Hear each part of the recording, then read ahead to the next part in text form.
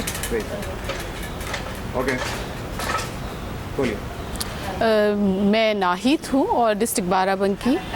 में मैं काम करती हूँ। ख़ास तौर से मुस्लिम पासमानदा मुस्लिम कम्युनिटी के साथ काम करती हूँ। हमारे लिए एक बेहतर अपॉर्चुनिटी थी वादा ना तोड़ो अभियान, क्योंकि आमतौर से जब भी चुनाव होते हैं तो उसमें हर पॉलिटिकल पार्टी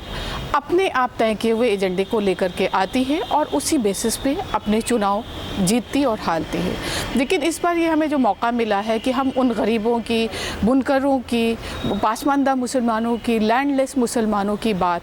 उनके बीच बैठ करके उनकी जो अपेक्षाएं हैं, उनकी जो आशाएं हैं, उनको लेकर के हम सामने आएँ और पॉलिटिकल पार्टी के एजेंडे में उसको शामिल करवा पाएँ, तो हमारे लिए एक बेहतर एक मौका होगा। और साथ में क्योंकि हम उस क्षेत्रों में काम कर रहे हैं जहां पर सच्चर कमेटी के रिकमेंडेशन के बाद मुस्लिम कम्युनिटी को ये बताया गया है कि वो बहुत ही हाशिए पर जी रही है, और बाराबंकी डिस्ट्रिक्ट जो है ना सिर्फ सच्चर कमेटी की रिकमेंडेशन में बल्कि जो सोशल डेवलपमेंट इंडेक्स है उसमें भी 72 रैंक पर आता है। तो इसलिए हम जिस पॉलिटिकल पार्टी के पास जा रहे हैं उनको ये दे रहे हैं कि हमारी जो गरीब जनता है, जो गरीब मुसलमान हैं, वो आपसे इस तरह की उम्मीदें रखते हैं कि आप इन वादों के साथ जीत करके आएँ और उस पर काम करें। और हमारे लिए ये एक अवसर होगा कि चुनाव के बाद हम उससे जा कर के पूछ सकें कि जो वादे हमसे आपने किए थे चुनाव के दौरान